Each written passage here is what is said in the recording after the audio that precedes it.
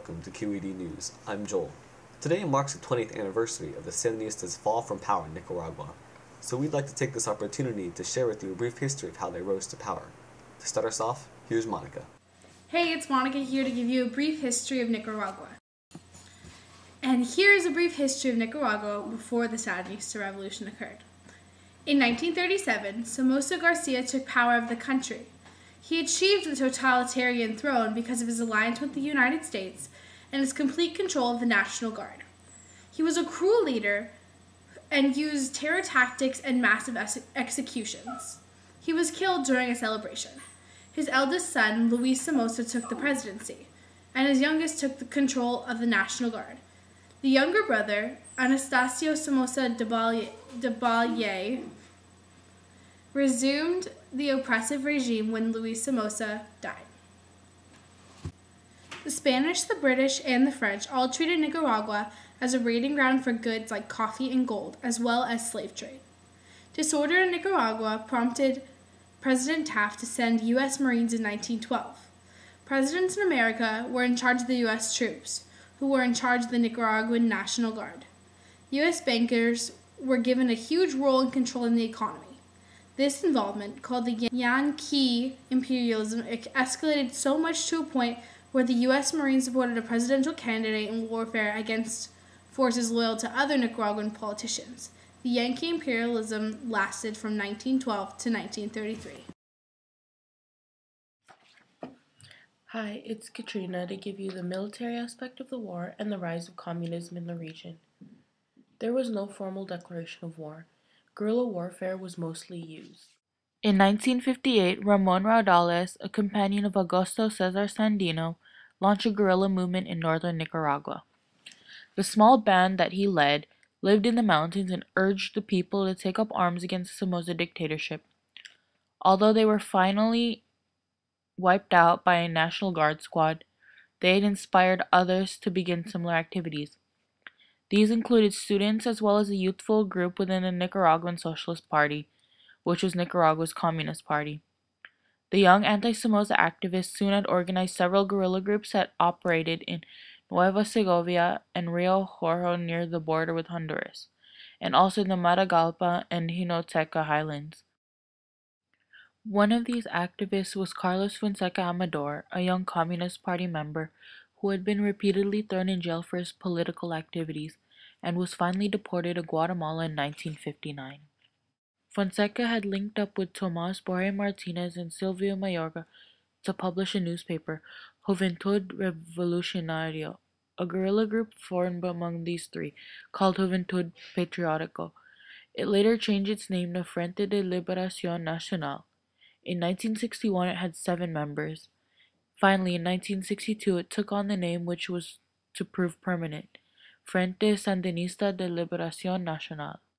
The group began to combine armed action in the highlands with urban and village operations, mostly bank raids, and began to carry on political education among the population. The Sandinistas would call a meeting of the local peasants to describe their aims and purposes and urge them to actively participate in the struggle to overthrow the dictatorship. However, between the years 1962 and 1964, many of the small Sandinista group were imprisoned or killed by the National Guard.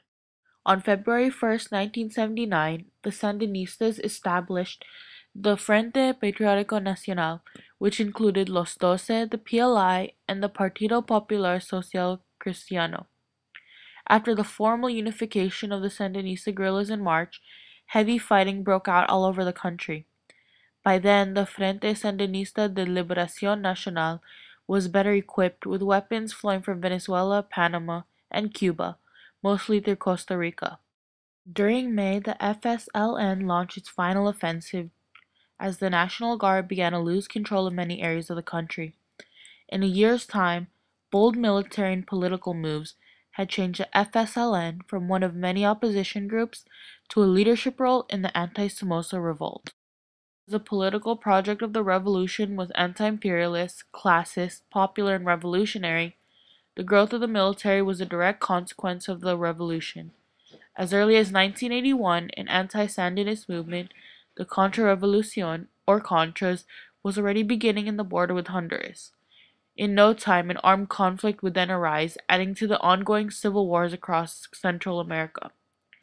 Contras, heavily backed by the CIA and secretly the U.S. government, opened a second front in the Atlantic and Costa Rican frontier of the country, making the 80s an even more stressful decade. 1978 saw the formation of several more anti-Somoza organizations, such as the Movimiento Democrático Nicaragüense, the Frente Amplio de Oposición, and the Movimiento del Pueblo Unido. Because the Somoza dictatorship was mostly anti-communist, the anti-Somoza organizations were mainly communist. The Nicaraguan Socialist Party was Nicaragua's Communist Party and was a member of Comintern or Communist International. And now, allow me to present to you the ways in which the Sandinista Revolution affected not only Nicaragua, but the entire world. The ways in which the Sandinista Revolution affected Nicaragua can be put into three categories: economy, culture, and military. The Nicaraguan economy under the Somozas could be divided into two sections: Managua, the large advanced center of Nicaragua that Somoza used to broadcast his wealth and prosperity to the world, and the rest of the nation, a poverty-ridden land of rural farmers who planted only what the government allowed them. When the Sandinistas took power after the revolution, they began a series of economic reforms. Instead of the government-controlled economy that Somoza had utilized, the Sandinistas introduced an economy that blended socialist and capitalist ideals. Private ownership of industry was allowed, as well as competition amongst workers, but state management and social welfare were also implemented. The Nicaraguan economy was still based heavily around agriculture, however, and as a third world country, their farming technology had fallen far behind the rest of the world. From 1979 to 1986, the Sandinistas enacted 4 phases of what is known as the Nicaraguan Agrarian Reform, a plan to revitalize their farming industry. Among the changes brought to Nicaraguan society by the Sandinista Revolution, one of the most important was the Nicaraguan Literacy Campaign, launched in 1980 in response to the high numbers of illiterate rural Nicaraguans. Within 5 months, illiteracy had fallen from 50% to only 13%, a feat that won them international accolades from the United Nations Educational, Scientific, and Cultural Organization. Education was not the only area in which the Sandinistas improved, however, and by the end of their reign, they had achieved international recognition for the improvements they had reached in childcare, healthcare, unions, land reform, and more. The Nicaraguan military expanded heavily after the revolution, and the rise of the Contras, or counter-revolutionaries, backed by the CIA and US government, soon pushed them to their limits. A compulsory draft known as the Patriot Military Service was utilized to help defend the Sandinistas from those who opposed the reforms they had implemented.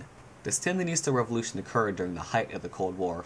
The United States President Ronald Reagan condemned the Sandinistas for supporting Marxist rebel groups in Latin America after taking power. This led the United States government and CIA to begin funding and training contra-militant groups to overthrow the FSLN, an effort that ultimately proved fruitless. Nicaragua under the Sandinistas held 2 main elections, one in 1984 and one in 1990. Both were approved as fair and unpressured by United Nations, and the FSLN won by a landslide in 1984. In 1990, however, the FSLN lost to a rival party known as the UNO, or National Opposition Union, and the Sandinistas lost their control over the nation. Again, this has been Katrina with QED News. Thanks for watching and hope you tune in again next week.